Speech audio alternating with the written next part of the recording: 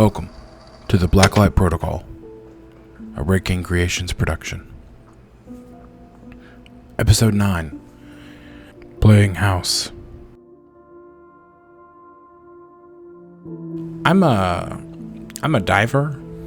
My name's Wade, and yeah, I just grew up around the water. I've always been a big swimmer, and so it only seemed natural that I would get into scuba diving and eventually find myself working as a diver. Never anything official for too long, mostly freelance, like recovering wedding rings or watches off the ends of piers and stuff. I just recently started working as an instructor, and that's been fun, but anyway, I'm writing to you because of something that happened about a year ago that, it kind of freaked me out. I wanted to go diving in Smith Lake. I'm pretty familiar with freshwater diving, and so trying out Smith Lake in Alabama felt like an obvious choice. I like to think I'm a pretty experienced diver. I go just about every weekend, and I've been building up to this moment, so... Most people, when they start diving, they stick to a tried and true place, the safe spots. They do that for a reason, and that's good. It's very good. But over the last year or so, going to the usual spots have gradually become less and less interesting to me. I wanted to explore. I wanted to chart new territory. I wanted to try something new. Now, to be fair, Smith Lake isn't exactly uncharted waters, but also it's not very frequented either. The reason for that is simple. Visibility sucks, and it's dangerous. Now, I'm sure you understand what I mean when I say that visibility sucks. It's a lake, so it's murky and green, and you get about 5 or 10 feet of visibility in the good spots. That's really pushing it as you go deeper. So that part makes sense, right? Now, about the part that makes Smith Lake dangerous. That one's not so clear-cut, and I'll explain why. When Smith Lake was being built, Alabama Power sectioned off the area and then filled it with water, leaving trees and buildings behind to be covered.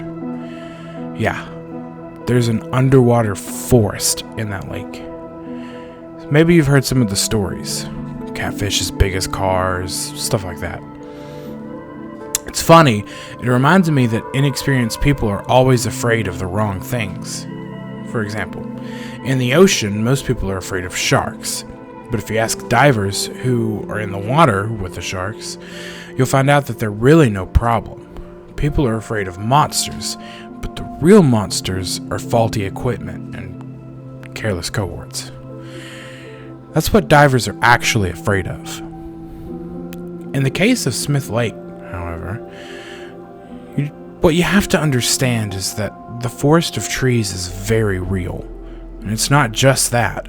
It's that 60 feet below the water, you have petrified wood, snaking branches that intertwine and cross. You've got 70 years worth of fishing line and nets, and who knows what else entangled in them. So, it's very dangerous. So, there I am. I'm on Smith Lake. I've got my equipment. I'm ready to dive. I had decided on a more shallow area of the lake, but even as I entered the water, I could feel the want, the curiosity laying below the waves. I played around with the idea for a little bit. I finally dove down. I saw some mud, a few fish, stuff like that. But as I saw the slope of the ground as it went deeper and deeper into the lake, I found myself drifting, teasing myself, testing how far I could go. I would swim a little bit deeper and think, okay, I could stop here and just go back. But I didn't. If I'd already gone that far, what's going just a little bit further? The water got colder. After you pass the thermocline, the warm water gives way to an icy darkness. As I descended upon that icy darkness, I saw the branches of the trees. It was like shadowy broken glass. I was careful to avoid the tops of the trees. I had some level of sense. When I finally reached the bottom, I had my flashlight on, but it barely gave me any light, barely gave me any real visibility. It was dark and cold, and the trees were like pillars of pitch black shadow, shaped and contorted.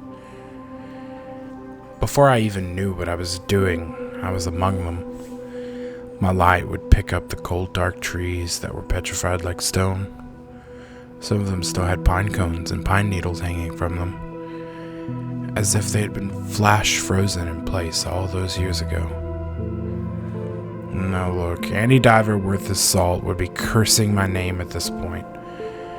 The deeper, the shorter, the amount of time that you stay, all of that, yeah. But for whatever reason, in that moment, I didn't care. I wasn't thinking about anything except this wonderland that I had found. I couldn't feel the cold. It was there, but it just didn't bother me. It didn't faze me any. I only wanted to see more and more. As I went deeper into the forest, I could feel. I obviously couldn't see all of the trees. I couldn't see the forest as a whole, but I could feel it.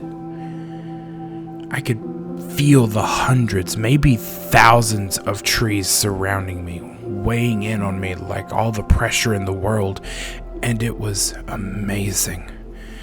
It was terrifying, but it was a wondrous feeling. I'm much more careful now, I don't remember reaching the clearing. I can't even tell you why I feel so certain it was a clearing. My perspective was cold, murky water, and yet I knew. I know that in front of me was this open space. There were no trees, but I could feel something else. As I swam forward, I saw what looked to be a small stone wall made out of old rocks and some concrete. It was maybe only 3 feet tall. I couldn't imagine it actually holding anything in. Maybe it was once a marker for property or something. I began to follow the wall, pulling myself alongside. But that wall was connected to a structure. A house. A house at the bottom of the lake. I knew in my heart that I would have to surface soon, my decompression time rising with every moment I spent in the dark depths. But the house, I had to see it. I had to explore. So I did. It was a small house, all told maybe 15 feet by 15. Maybe. Did I see it? Did I measure it? It was more like that feeling. I felt like I just knew its dimensions in the dark. Most of it had withered away, only the portions made of stone and metal remained. Speaking of stones, and what I presumed to be the front of the house, there were stones. Flat ones that had been neatly stacked up into small pillars. I didn't think much of it at first, of course, but as a diver, you're quite used to visiting places where others have spoiled the land, leaving their mark, vandalizing, if you will. The rocks, I noticed, were clean. They didn't have any mud, no algae, no plants, grime, nothing. They were fresh. While I didn't feel totally surprised, I did feel a little uneasy. I felt like I was in such a desolate part of the world that no one, not anyone, should ever know or have been to. Who would be so brave, so stupid as to be where I was? The door of the home had long since faded, and now there was only a rectangular entrance and a square window hole beside it.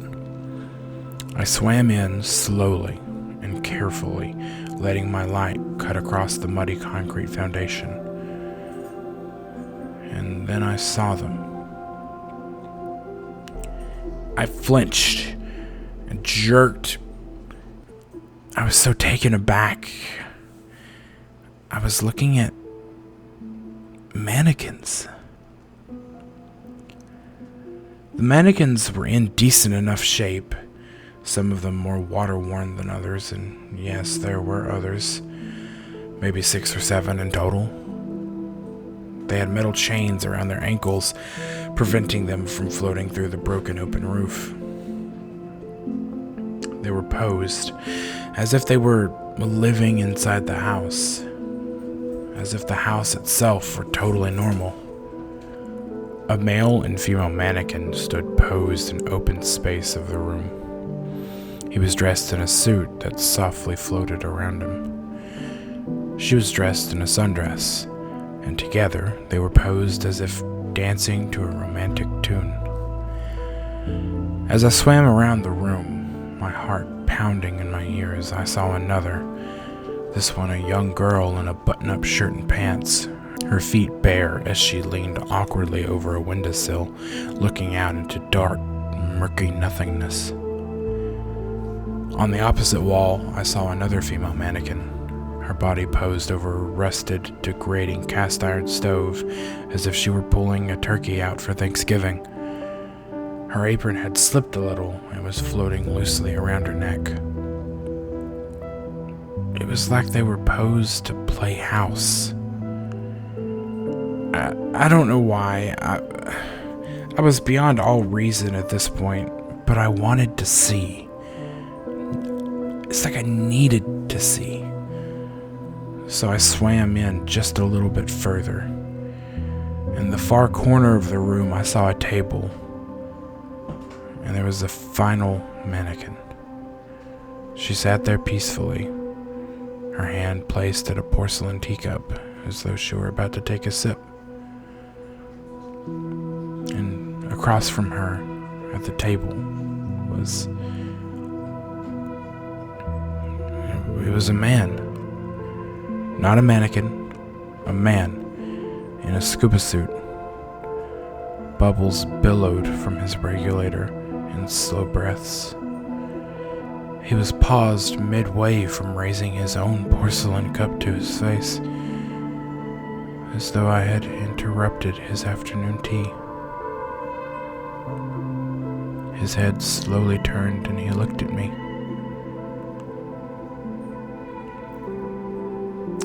I'm gonna be honest, I don't know what to say. It just didn't. It still just doesn't make any sense. Why was he down there? What kind of psycho just dives down into the bottom of a lake to play house with life-size dolls? To stack rocks? I swam out as fast as I could. I knew the risks, and I did do a decompression stop, but let me tell you that was the worst, the longest 15 minutes of my life. I was supposed to wait 20, but I couldn't. The paranoia was ungodly. I sat suspended above the forest. It was just a blurred darkness below, and I could see the occasional bubbles rise, probably from the other diver. The breathing was too slow. The bubbles rising were too far apart for it to be a normal person. The whole situation was beyond normal. And the whole time that I waited, I just knew. I could feel it. I was waiting, practically crying, as I expected to see the other diver rise up to meet me. And I thought to myself, if I saw that happen, I was panicked. I was freaking out. I had to swim to my boat, and when I got there, I couldn't tear my gear off fast enough. I felt a little better then. I calmed down, and I watched. And I waited for the other diver, but he never rose to the surface. I didn't even see another boat. That's why I decided to write down this story for you specifically, because it maybe isn't the most paranormal thing you've ever heard, but it's not normal, that's for sure. I didn't go back in the water for almost a year after that encounter. I was afraid. I am afraid. Thank you for listening. Hey Wade, I want to thank you for sharing your story with me. I didn't really have a fear of the water up until this point, but thanks to this story, I guess here we are. And it didn't really go where I expected. I guess there are weirdos above and below the surface. This brings to my attention the need for underwater plans and strategy in regard to the protocol.